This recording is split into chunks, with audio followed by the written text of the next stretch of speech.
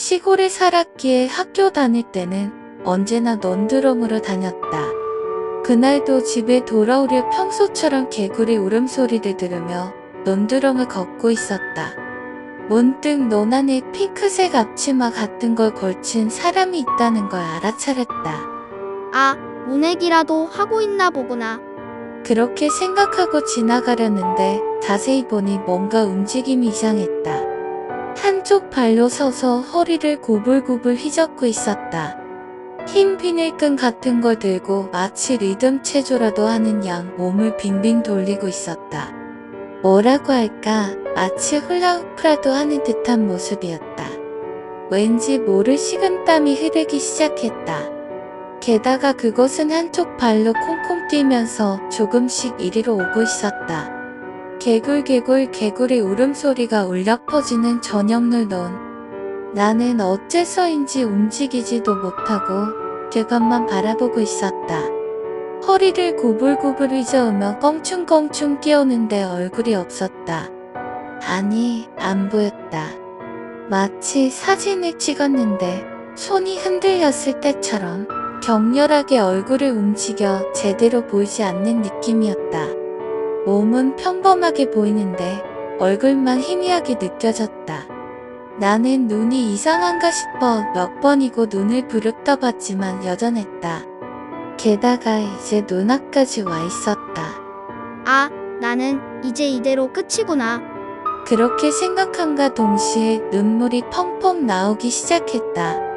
눈이 아파서 뜨고 있기조차 힘들 정도로 나는 그 아픔과 공포에 그만 기절하고 말았다. 눈을 떴을 때는 우리 집 이불 아니었다. 나를 둘러싸듯 아버지와 할아버지, 할머니와 근처졸 스님이 계셨다. 연불 같은 걸 다 같이 소리내 외고 있었다.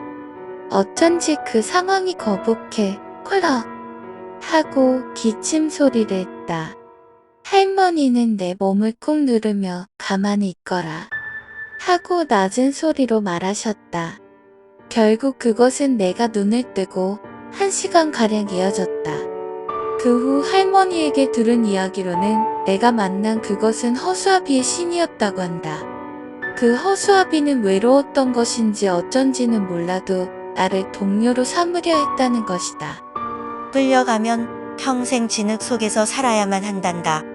할머니는 그렇게 말하셨다.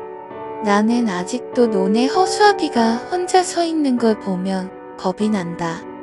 이후 아버지에게 들은 이야기는 이랬다. 기절한 나를 찾은 건 이웃집 사람이었단다. 논두렁에 사람이 쓰러져 있길래 설마 싶어 가봤더니 내가 눈물을 흘리며 넘어져 있더란다. 그 앞에는 허수아비가 나를 내려다보고 있었고 이웃집 사람은 큰일이다 싶어 우리 아버지랑 스님을 불러왔다는 것이다. 옛날에도 비슷한 사건은 몇 건 있었다고 한다.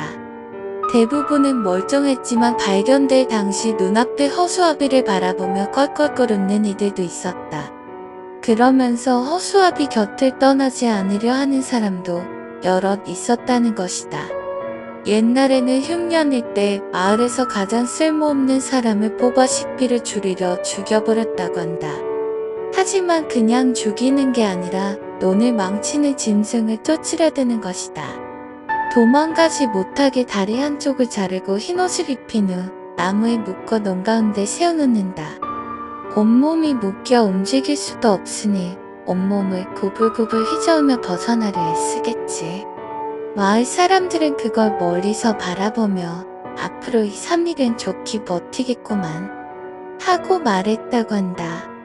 묶인 사람은 대개 굶어 죽지만 개 중에는 곰이나 들개한테 산채로 잡아먹히는 경우도 있었다고 한다.